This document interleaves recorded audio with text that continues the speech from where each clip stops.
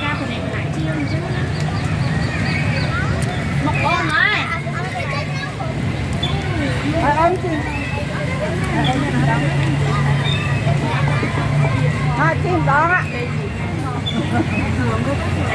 ôn trong chí nè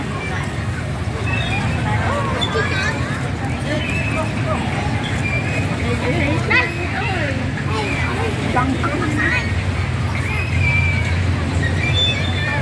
con chim học cho nó cô con chim ra nữa mà mẹ đã con chim à thì đây dần vô luôn hai mẹ vô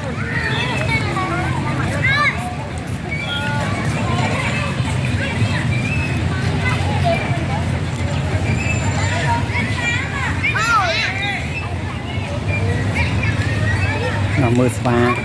mình đây là mong hoài nè spa pi bì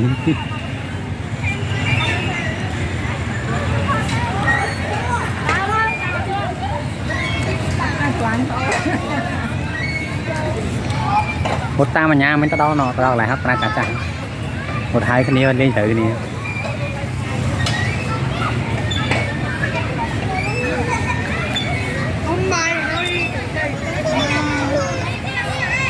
ôi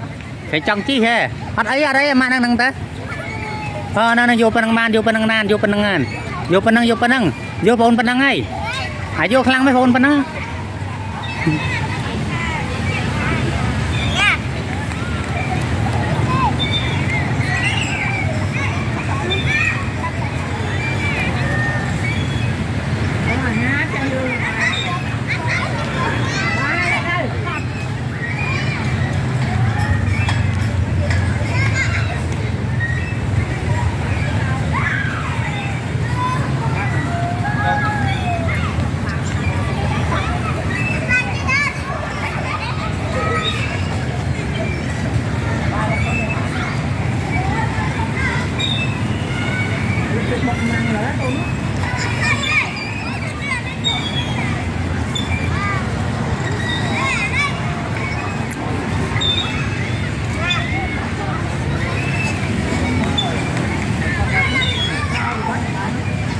này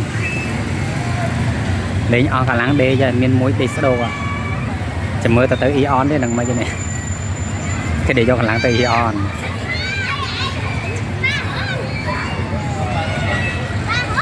lên luôn này còn ba khôi